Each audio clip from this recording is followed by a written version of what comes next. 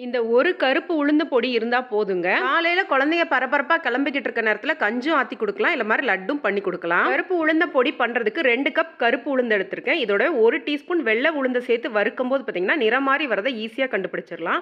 3/4 வறுத்ததுக்கு அப்புறமா 4 ஏலக்காய் சேர்த்து நல்லா பொன்னிறமா வறுத்து ஒரு தட்டுல எடுத்து வச்சுக்கோங்க. இதுல 1/4 கப் அரிசி சேர்க்கிறேன். புழுங்கல் அரிசி, சாப்பாட்டு அரிசி சேர்த்திருக்கேன். இந்த அளவு பொன்னிறமா ஆனதுக்கு அப்புறமா அதை உளுந்தோட வச்சுக்கோங்க.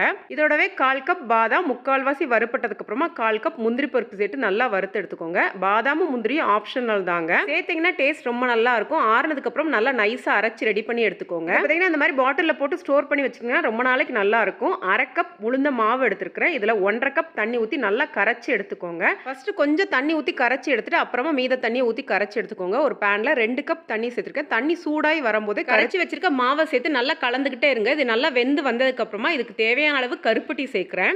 கேஸ் ஆஃப் பண்றதுக்கு முன்னாடி 1/4 கப் தேங்காய் துருவல் சேர்த்து ரெடி பண்ணிட்டீங்கன்னா ரொம்ப அருமையான டேஸ்டியான உளுந்த கஞ்சி தயாராயிருச்சு. இதே மாவுல பாத்தீங்கன்னா உளுந்து உருண்டை பண்ணாலும் ரொம்ப நல்லா இருக்கும். ஒரு மிக்ஸி ஜார்ல 1/2 கப் மாவு எடுத்திருக்கிறேன். 1/4 கப் தட்டின கருப்பட்டி சேர்த்து மிக்ஸில பொடி பண்ணி எடுத்ததுக்கு அப்புறமா சூடா இருக்க நெய் சேர்த்து கொஞ்சம் கொஞ்சமா உருண்டை பிடிச்சு எடுத்துக்கோங்க. நெய் மொத்தமா சேர்க்க வேண்டாம், கொஞ்சம் கொஞ்சமா சேர்த்து உருண்டை பிடிச்சு எடுத்தீங்கன்னா டேஸ்ட் ரொம்ப நல்லா இருக்கும். ஸ்கூலுக்கு ஸ்நாக்ஸா கொடுத்து விடவும் நல்லா இருக்கும். அதே நேரத்தில் ஸ்கூல் விட்டு வந்தோடனே சாப்பிட கொடுக்கறதுக்கும் ரொம்ப அருமையா இருக்கும். நெய்க்கு பதிலாக சுட வச்ச நல்லெண்ணெய் சேர்த்தும் பிடிக்கலாம். வீடியோ பிடிச்சிருந்துச்சுன்னா லைக் பண்ணுங்க, ஷேர் பண்ணுங்க. நன்றி, வணக்கம்.